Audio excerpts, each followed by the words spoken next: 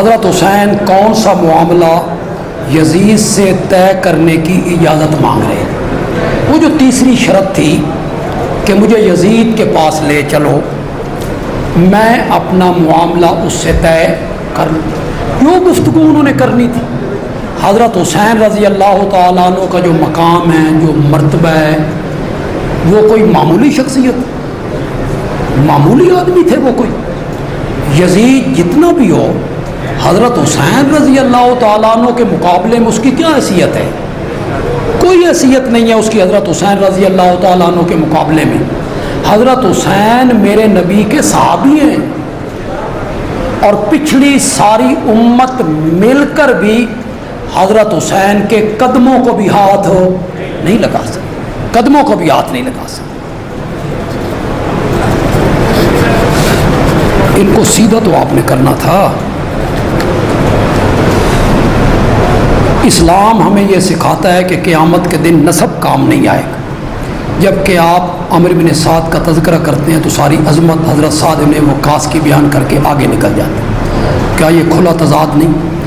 عمرو بن سعد کی عظمت پر کوئی حدیث ہے تو بیان کریں، اس کی برائی پر اگر آپ کے پاس کوئی بات ہے کہ اس نے یہ کام غلط کیا تھا، کوئی برائی اس کی، تو وہ آپ پیش کریں کہ عمر بن سعد نے یہ کام غلط کیا تھا یا یہ کام دین کے خلاف کیا تھا۔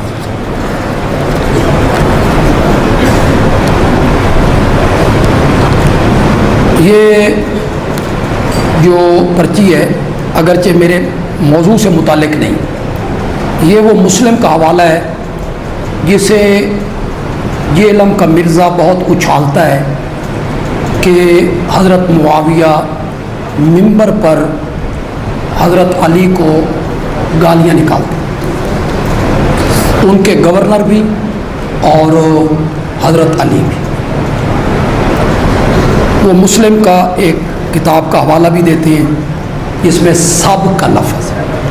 سب گالی کے معنی میں نہیں ہوتا، ہر جگہ سب گالی کے معنی میں نہیں ہوتا۔ بعض اوقات کسی کے رویے پہ تنقید کرنا، اس پر بھی سب کا لفظ بولا جاتا ہے۔ میرے آقا حضرت محمد الرسول اللہ صلی اللہ علیہ وسلم، آپ نے ایک موقع پہ صحابہ سے کہا کہ میرے پہنچنے سے پہلے تم چشمے پہ پہنچو گے تو اس کا پانی نہیں پینا۔ تو جب دو صحابہ نے پی لیا، آپ کو پتہ چلا تو حدیث میں آتا ہے سبہما، آپ نے ان دونوں کو سب کیا۔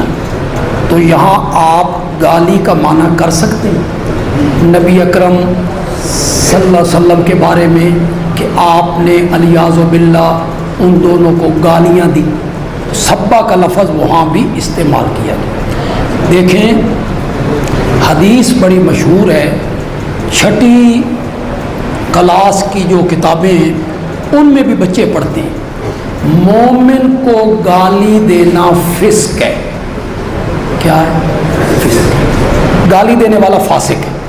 مومن کو گالی دینا فسق ہے، اور قتل کرنا حرام ہے یا کفر ہے۔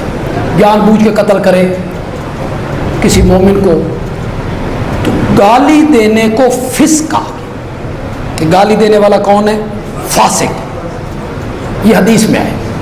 اب آئیے قرآن کی طرف۔ قرآن جب صحابہ کا تذکرہ کرتا ہے تو قرآن کہتا ہے وَكَرَّهَ إِلَيْكُمُ الْكُفْرَ وَالْفُسُوقَ وَالْعِصْيَانَ، ہم نے نبی کے یاروں سے کفر کو، فسق و فجور کو، نافرمانیوں کو دور کر دیا تھا۔ اگر معاویہ صحابی ہے تو پھر یہ آیت ان پر بھی فٹ ہوگی کہ اللہ نے ان سے بھی کفر کو، فسق و فجور کو کیا کر دیا ہے؟ دور کر دیا۔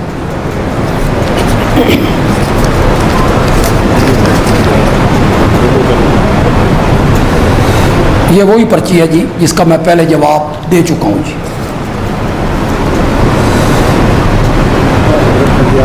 مصنف ابن ابی شیبہ میں ہے کہ جب حضرت علی سے پوچھا گیا کہ جنگ صفین میں جو مخالف فوج کے بندے مارے گئے ہیں ان کے بارے میں آپ کا کیا خیال ہے؟ تو حضرت علی نے فرمایا قتلانا و قتلاہم فی الجنہ، ہمارے مقتول بھی جنت میں جائیں گے اور ان کے مقتول بھی جنت میں جائیں گے۔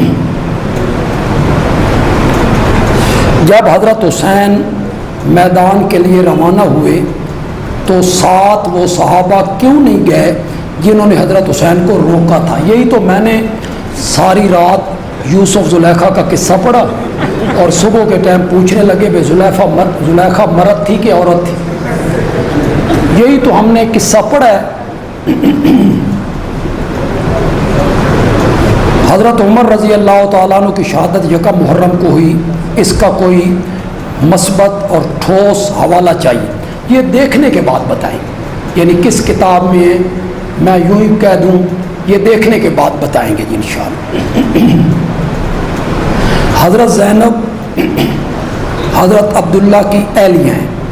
حضرت عبداللہ نے حضرت حسین کو کوفہ جانے سے منع کیا تھا، تو پھر اپنی اہلیہ حضرت زینب کو جانے کی اجازت کیوں دی؟ اگر کوفیوں نے حضرت حسین